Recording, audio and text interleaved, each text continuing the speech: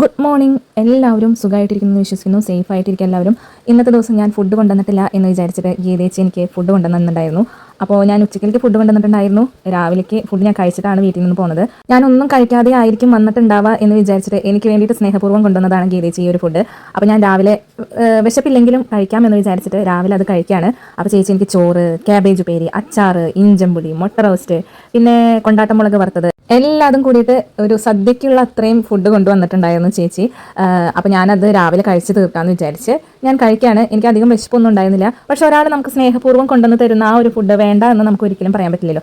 അതുകൊണ്ട് തന്നെ വളരെയധികം സന്തോഷത്തോടു കൂടിയാണ് ഞാൻ ഈ ഒരു ഫുഡ് കഴിക്കുന്നത്. സത്യം പറഞ്ഞു കഴിഞ്ഞാൽ ആഴ്ചയിൽ 6 ദിവസം ഡ്യൂട്ടി ഉണ്ടെങ്കിലും അതിലൊരു 2-3 ദിവസമെങ്കിലും ഞാൻ ചിലപ്പോൾ രാവിലെ ഫുഡ് കഴിക്കാതെ ആയിരിക്കും വരിക. കാരണം എന്താണെന്ന് വെച്ച് കഴിഞ്ഞാൽ ഞാൻ ചില ദിവസങ്ങളിൽ 6 മണി 6:15 കൂടിയൊക്കെ ആയിരിക്കും എഴുന്നേക്കുക. അപ്പോൾ എനിക്ക് പറ്റുന്ന പോലെ രാവിലത്തെ ബ്രേക്ക്ഫാസ്റ്റും കറികൾ ഉണ്ടാക്കി വെക്കും. പിള്ളേർക്ക് വേണ്ട എല്ലാ കാര്യങ്ങളും ചെയ്ത് വെച്ചിട്ട് ഞാൻ ഇറങ്ങുന്ന സമയത്ത് ചിലപ്പോഴൊന്നും എനിക്ക് ഫുഡ് കഴിക്കാനായിട്ട് ടൈം കിട്ടാറില്ല. അപ്പോൾ ഞാൻ കഴിക്കാതെ ഇങ്ങോട്ട് പോരും. മിക്കപ്പോഴും ഞാൻ ചിലപ്പോൾ ഉച്ചയ്ക്ക് ഫുഡ് എടുത്തിട്ട് വരും കേട്ടോ. ചില ദിവസങ്ങളിൽ അങ്ങനെയും ഞാൻ ഫുഡ് എടുക്കാറില്ല. അപ്പോൾ ഒന്നാമത് എൻ്റെ മടി കാരണം കൊണ്ട് എഴുന്നേക്കുന്നത് നേരം വൈകുന്നത് കൊണ്ടാണ്. അതുകൊണ്ട് തന്നെ അടുക്കള പണികളൊക്കെ കഴിഞ്ഞ് എൻ്റെ ഒരുക്കങ്ങളൊക്കെ കഴിഞ്ഞ് വരുമ്പോഴേക്കും ചിലപ്പോൾ എനിക്ക് ഫുഡ് എടുക്കാനായിട്ട് ടൈം കിട്ടില്ല. ഞാൻ വീട്ടിൽ നിന്നും ഫുഡ് എടുത്ത് കഴിച്ചിട്ട് പോകുമെന്ന് വിചാരിച്ചിട്ട് വീട്ടുകാർ അതിനെക്കുറിച്ചിട്ട് തിരക്കാറില്ല. മിക്കപ്പോഴും ഞാൻ കഴിക്കുന്നതാണ് അവർ കാണാറ്.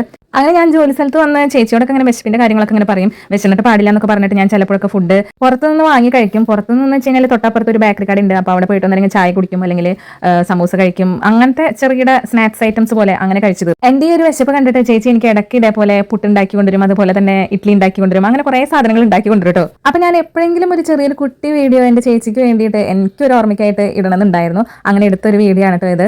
ഇങ്ങനെ പ്രതീക്ഷിക്കാത്ത രീതിയിലൊക്കെ സ്നേഹം കാണിക്കുന്ന സുഹൃത്തുക്കളോ അല്ലെങ്കിൽ ജോലി സ്ഥലത്ത് വർക്ക് ചെയ്യുന്ന ചേച്ചിമാരോ ഒക്കെ ഉള്ളവരുണ്ടെങ്കിലും ഒന്ന് കമന്റ് ചെയ്യാട്ടോ. അങ്ങനെ ചേച്ചി തന്ന ഫുഡ് ഞാൻ മനസ്സും വയറും എല്ലാം നിറച്ച് കഴിച്ചിട്ടുണ്ട്.